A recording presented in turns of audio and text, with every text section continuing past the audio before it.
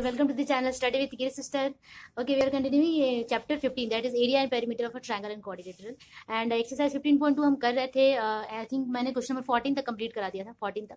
तो चलो स्टार्ट करते हैं 15 से, और यहाँ भी 2 और 3 क्वेश्चन इंक्लूड करेंगे. तो मेक श्योर आप वीडियो को लाइक सब्सक्राइब एंड शेयर जरूर कर लेना, तभी आपको सारे नोटिफिकेशन मिलते रहेंगे और आप इजिली इसको कवर कर पाओगे. चलो स्टार्ट करते हैं क्वेश्चन नंबर 15 से.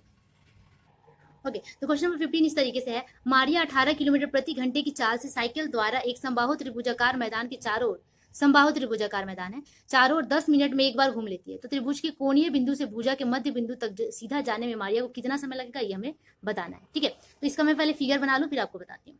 ओके, तो मारिया क्या करती है कि एक ट्रायंगुलर शेप का फील्ड है, वो यहाँ से मूवमेंट स्टार्ट करती है और ये पूरा वो कवर कर देती है. कितने मिनट में इसमें दे दिया है, कितना 10 मिनट्स में. पूरा इसको कवर करने में कितना टाइम लग जाता है, टाइम कितना लग जाता है 10 मिनट का. ठीक है, तो पूछता है कि let us write and calculate the time required for the Maria to goes directly to the mid point to the opposite vertex. Mid point ये जो है, इसका मिड पॉइंट से अपोजिट वर्टेक्स में जाने में उसको कितना टाइम लगेगा, ये हमें फाइंड करना है. ठीक है, तो सबसे पहले क्या क्या यहाँ पे दिया हुआ है ये देख लेते हैं.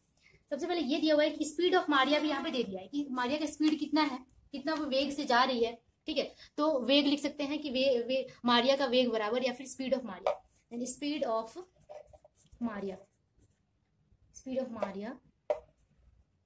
Equals 18 kilometre per hour. ये किलोमीटर पर आवर में है, बट इसको कवर करने में 10 मिनट का टाइम लगता है. ठीक है, तो उसको भी हम आवर में चेंज कर लेते हैं. तो टाइम कितने टाइम में वो कवर करती है, टाइम इक्वल्स 10 मिनट्स में. तो 10 मिनट्स को हम आवर में चेंज करते हैं, तो क्या करते हैं 60 से डिवाइड कर देते हैं. दैट इज 1/6 आवर में, इतना घंटे में वो पूरे इसको कवर कर लेती है, एक बार चक्कर लगा लेती है. ठीक है, अब एक बार चक्कर लगाती है मतलब इसने क्या किया कि इस समबाहु त्रिभुज का पूरा पार्ट कवर किया, पूरा पार्ट एक बार कवर किया. इसका मतलब उसने क्या किया, उसका पेरीमीटर, उसके पूरे पेरीमीटर पे वो चली है. ठीक है, तो अगर हम ये निकालेंगे कि कितना डिस्टेंस वो कवर करी है, तो वो डिस्टेंस पेरीमीटर कहलाएगा. तो चलो perimeter of equilateral triangle find करते हैं. ठीक है, distance covered equals perimeter. Okay, that is वहां पे देखो डिस्टेंस निकालेंगे कैसे. हमारे पास वेग दिया हुआ है, समय दिया हुआ है, तो हम डिस्टेंस या दूरी बराबर वेग गुना समय होता है, सबको पता है. या फिर डिस्टेंस इक्वल्स टू क्या हो जाता है, स्पीड मल्टीप्लाई टाइम. स्पीड है 18, टाइम है 1/6, दैट इज कितना आ गया 3 kilometre. Distance 3 kilometre, that is perimeter आ गया 3 किलोमीटर. जब perimeter of the equilateral triangle है, समबाहु त्रिभुज है, सारी भुजाएं बराबर है, तो इसका हम एक भुजा निकाल सकते हैं. ठीक है, देन क्या लिखेंगे, side of equilateral triangle equals, एक साइड निकालने के लिए क्या करेंगे 3/3. ठीक है, अगर तीनों साइड निकालते हैं तो सबको ऐड कर लेते हैं. जब एक साइड निकालना होगा तो 3 से डिवाइड कर देंगे, दैट इज कितना आ गया 1 किलोमीटर. तो इक्विलैटरल ट्रायंगल का एक साइड का हमें लंबाई पता चल गया 1 किलोमीटर है. ठीक है, अब इसके बाद हम क्या निकालना है कि पूछता है कि what is the time required for the goal, मतलब यहाँ से यहाँ जाने में उसको कितना टाइम लगेगा. और ये देख के लग रहा है कि ये क्या है, इक्विलैटरल ट्रायंगल का हाइट है. इसका मतलब हमें हाइट फाइंड करना है. तो सिंपली हमें क्या हाइट निकालना है, height of equilateral triangle. Height का फॉर्मूला में पता है क्या होता है, √3/2 इंटू साइड, यही होता है. बस वैल्यूज पुट कर देंगे. साइड हमारे पास 1 किलोमीटर पहले ही आ चुका है, दैट इज √3/2 किलोमीटर क्या आ गया, हाइट आ गया. लेकिन ये सिर्फ हाइट नहीं पूछ रहा था कि यहाँ से यहाँ तक इस डिस्टेंस, इस हाइट को कवर करने में उसको कितना टाइम लगेगा, ये पूछ रहा था. ठीक है, तो इतना किलोमीटर है. अब देखो √3 बड़ा अजीब सा है, तो √3 को सबसे पहले तो चेंज कर लेंगे. हमें पता है कि √3 इज इक्वल टू क्या होता है 1.732. ये आप लोग रट लेना, क्योंकि √3 का वैल्यू इतना होता है डिवाइडेड 2 किलोमीटर. अब इस किलोमीटर को मीटर में चेंज करेंगे तो 1000 से क्या कर लेंगे, मल्टीप्लाई कर लेंगे. ठीक है, तो 1000 से मल्टीप्लाई करने पे आ जाएगा 1732, पॉइंट हट जाएगा, डिवाइडेड 2. अब इसको आप डिवाइड कर लो तो आ जाएगा 866 मीटर.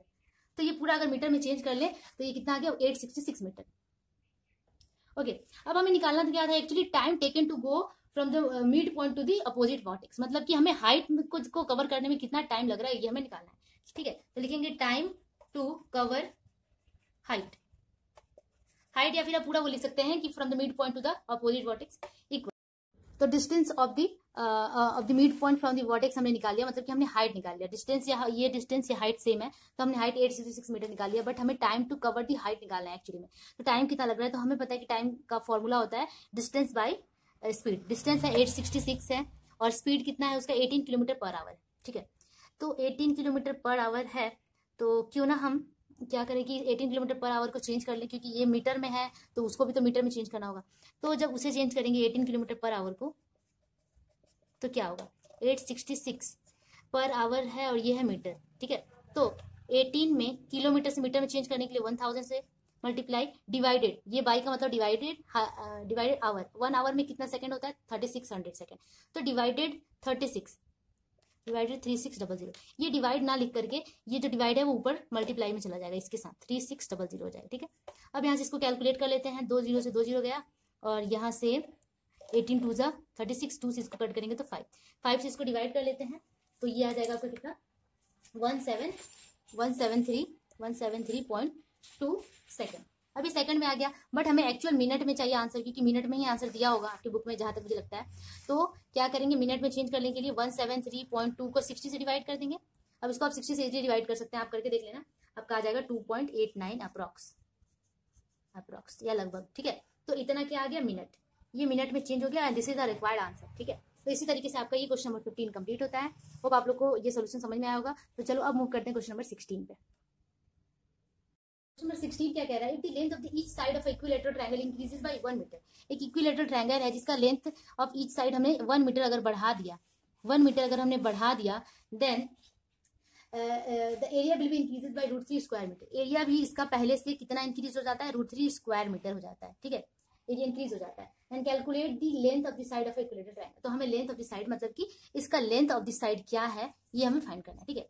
तो लेंथ ऑफ द साइड आप कुछ भी मान लो, x मान लो, a मान लो, कुछ भी मान सकते हैं और उससे हमें फाइंड करना है। तो चलो लिखते हैं, late length of the side, length of the side हमने मान लिया x मीटर है। एंड एरिया, यहाँ से एरिया का फॉर्मूला सबको पता है कि समबाहु त्रिभुज या एरिया ऑफ इक्विलैटरल ट्रायंगल क्या होता है, इक्वल्स √3/4 इंटू साइड का square that is x square. ये हो गया इक्विलैटरल ट्रायंगल का एरिया। अब ना साइड हमें क्या, अकॉर्डिंग टू प्रॉब्लम क्या हो जाता है कि साइड 1 मीटर बढ़ जाता है, तो now new side becomes x + 1 metre. तो न्यू एरिया भी निकालेंगे, न्यू एरिया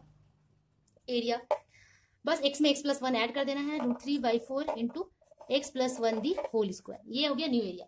और new area according to problem दे दिया है कितना कि बढ़ जाता है, कितना √3 मीटर एक्स्ट्रा बढ़ जाता है, ठीक है। मतलब कि इसमें से, इस बड़े वाले एरिया में से छोटे वाले एरिया को माइनस करेंगे तो हमें क्या मिल जाएगा √3, है ना।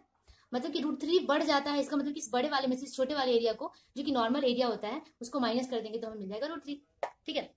नाउ यहाँ पे अकॉर्डिंग टू प्रॉब्लम ना लिखे, यहाँ लिखेंगे according to problem new area minus पहले का एरिया, ठीक है, दैट इज √3/4 x + 1 का होल स्क्वायर। इसका फॉर्मूला मैं तोड़ दे रही हूँ, a² + 2ab, a की जगह पे x है और b की जगह पे 1 है, तो 2ab + b² that is 1 minus छोटा वाला एरिया, पहले वाला area √3/4 into x square equals √3। इस बड़े वाले में से छोटे वाले को माइनस कर देते हैं तो हमें कितना मिलता है, √3 मिलता है। बस इसी को कैलकुलेट कर लेना है। तो चलो इसको कैलकुलेट करते हैं, √3/4 पहले तो कॉमन निकालेंगे, उसके बाद जो बचा x² + 2x + 1 minus x square equals √3, ठीक है। x स्क्वायर से x स्क्वायर कट गया, यहाँ पे √3/4 इंटू 2x + 1 इक्वल्स √3, ठीक है। अब यहाँ पे हम 2x + 1 निकालेंगे, मेरा पेन ऑलमोस्ट खत्म होने वाला है, ठीक है। तो यहाँ पे हो गया √3, यहाँ क्रॉस मल्टीप्लाई 4 और ये नीचे आ जाएगा डिवाइडेड √3, ठीक है। अब √3 से √3 कट गया, कितना बच गया 4, मतलब कि 2x + 1 इक्वल्स कितना आ गया 4, ओके।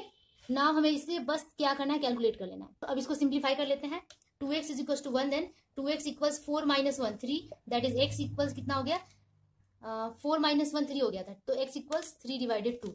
तो x का वैल्यू कितना आ गया 3/2 which is the length of the side. इसको डिवाइड कर लेंगे तो 1.5 मीटर। इसका मतलब length of the side of equilateral triangle कितना, यही पूछ रहा था कि what is the side of the equilateral triangle. तो हम लिख देंगे कि side of equilateral triangle equals 1.5 metre and this is the required answer, ठीक है।